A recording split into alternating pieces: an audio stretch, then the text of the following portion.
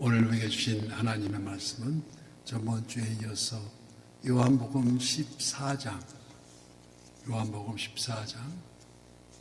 8절부터 14절까지 14장 8절에서 14절까지 교독하고 마지막 절은 합독합니다.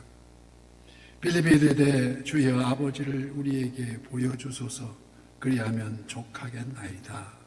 예수께서 이르시되 빌립아 내가 이렇게 오래 너희와 함께 있으되 네가 나를 알지 못하느냐. 나를 본 자는 아버지를 보았거늘 어찌하여 아버지를 보이라 하느냐. 내가 아버지 안에 거하고 아버지는 내 안에 계신 것을 네가 믿지 아니하느냐. 내가 너희에게 이르는 말은 스스로 하는 것이 아니라 아버지께서 내 안에 계셔서 그의 일을 하시는 것이라. 내가 아버지 안에 거하고 아버지께서 내 안에 계심을 믿으라. 그렇지 못하거든 행하라. 그이로 말미암아 나를 믿으라.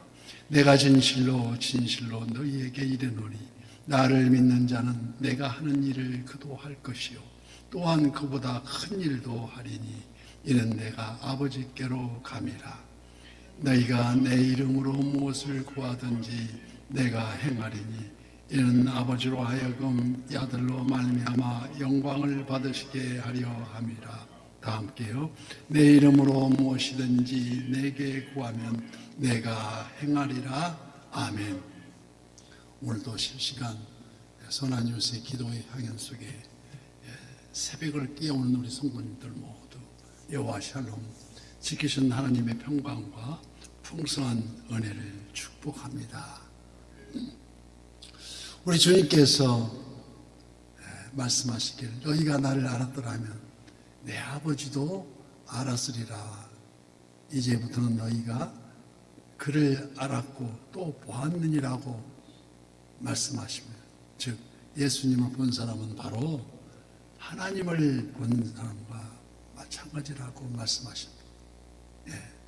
이 말씀에 계산이 빠른 빌립이 불쑥 나섭니다. 오늘 본문 8절 말씀에 빌립이 이르되 주여 아버지를 우리에게 보여주옵소서 그리하면 족하겠나이다.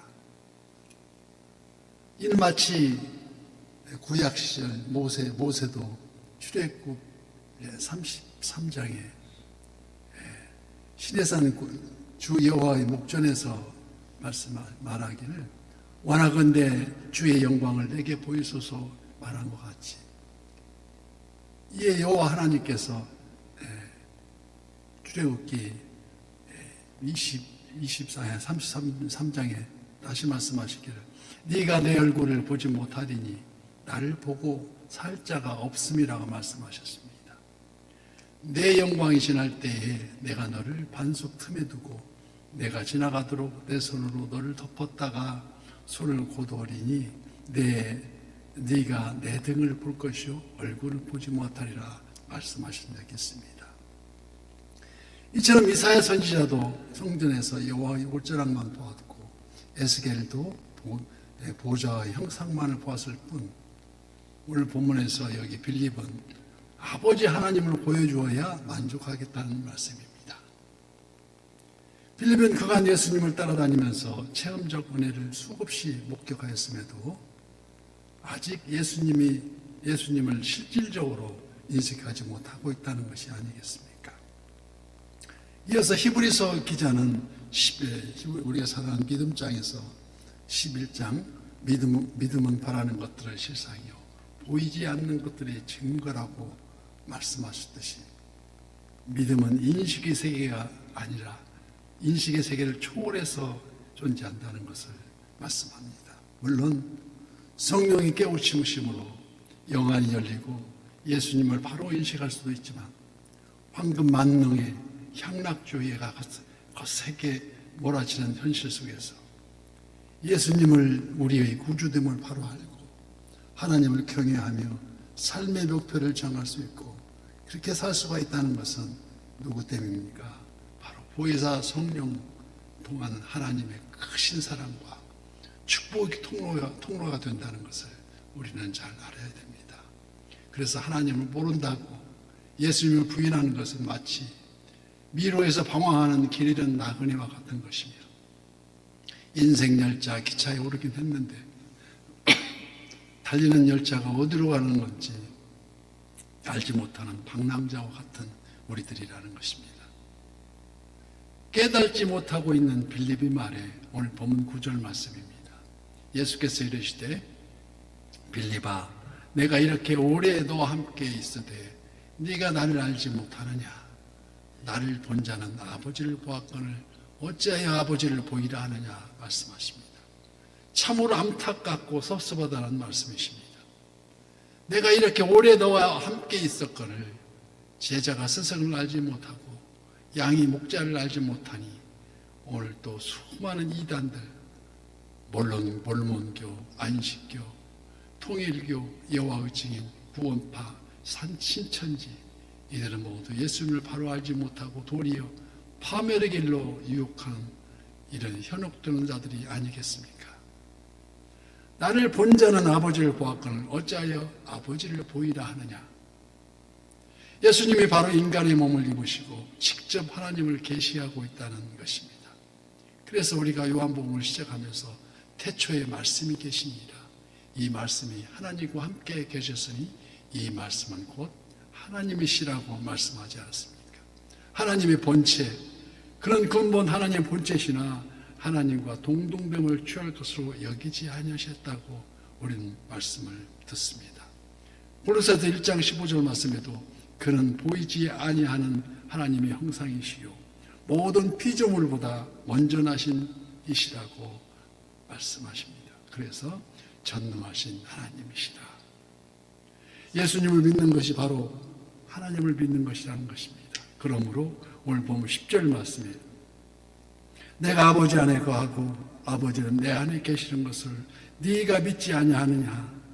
내가 너희에게 이르는 말은 스스로 하는 것이 아니라 아버지께서 내 안에 계셔서 그 일을 하시는 것이라고 말씀하십니다. 이 말씀에서 우리는 두 가지 뜻을 살펴볼 수 있습니다. 첫째가 예수님과 하나님은 일체라는 것입니다. 내가 아버지 안에 거하고 아버지는 내 안에 계신다는 것이 여기에 성부, 성자, 성령의 삼위일체 하나님을 이론이 담는 것입니다.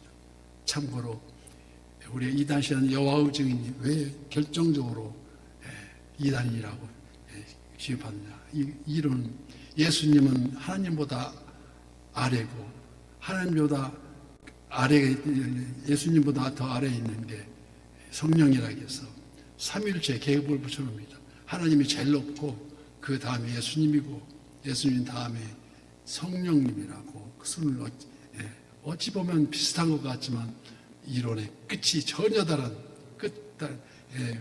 끝이 다른다. 달을 이끝다. 그래서 이단이라고 읽었습니다. 두 번째는 아버지께서 내 안에 계시고 그 일을 하시는 것이라고 말씀하십니다. 즉 하나님께서 예수 그리스도 안에서 하나님의 일을 행하신다는 것입니다. 하나님은 육신을 입으시고 그 하나님 육신을 입으시고 오신 분이 예수 그리스도를 통하여 말씀하시고 일하시고 또 하나님의 모든 뜻을 나타내신다는 것입니다. 그래서 예수님은 하나님과 연합인 계시요 하나님의 확신인 것입니다. 그래서 오늘 보면 11절 말씀에도 내가 아버지 안에 거하고 아버지께서 내 안에 계심을 믿으라.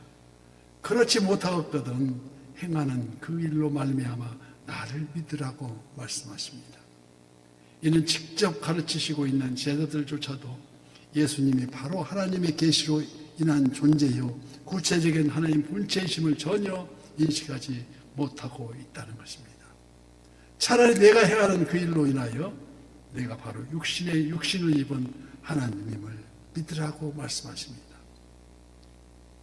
그 당시 돌로 치려 했던 유대인들을 향해서 요한복음 10장에서 내가 아버지의 일을 행하거든 나를 믿지 아니할지라도 그 일을 믿으라고 말씀하십니다.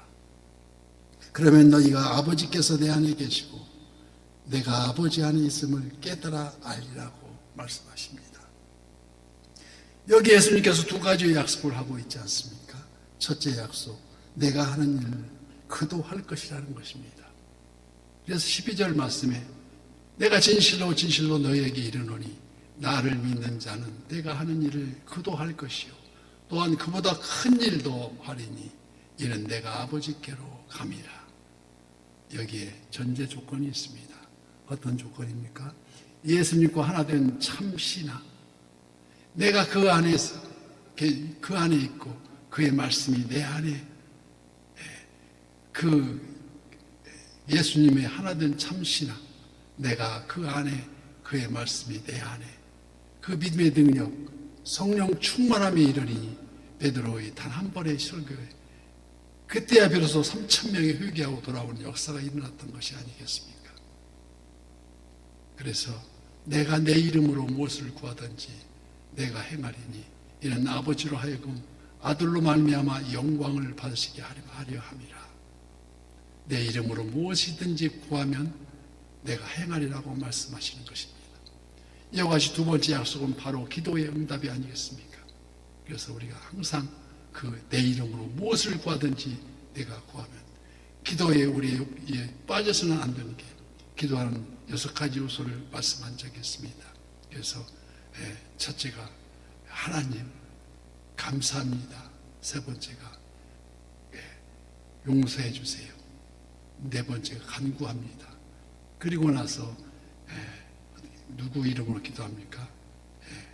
예수님 이름으로 기도합니다. 마지막에 아멘입니다.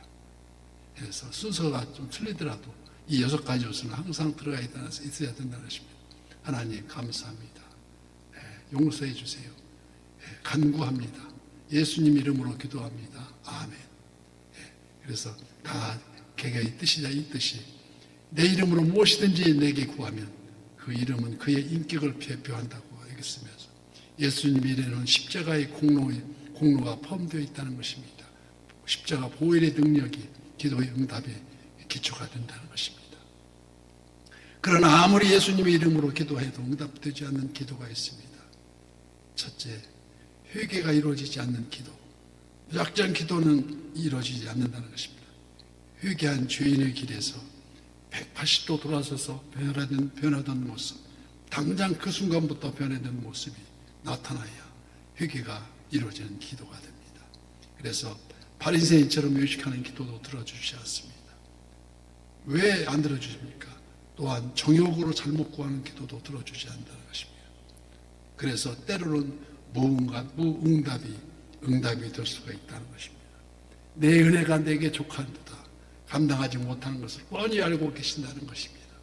그래서 우리가 항상 기도에 기울이면서 우리는 마치 배가 고파 엄마의 젖을 물고 있는 어린아이가 엄마의 눈빛만 봐도 그 무언의 약속을 기다리듯이 신령과 진정으로 기도하면 가장 적절한 때에 더 좋은 것을 주신 우리 주님인 줄 믿습니다. 그래서 오늘도 이 새벽을 깨우면서 우리 주님과 동행하는 삶 속에 저와 우리 성도님들 다 되시기를 예수님 이름으로 축복합니다.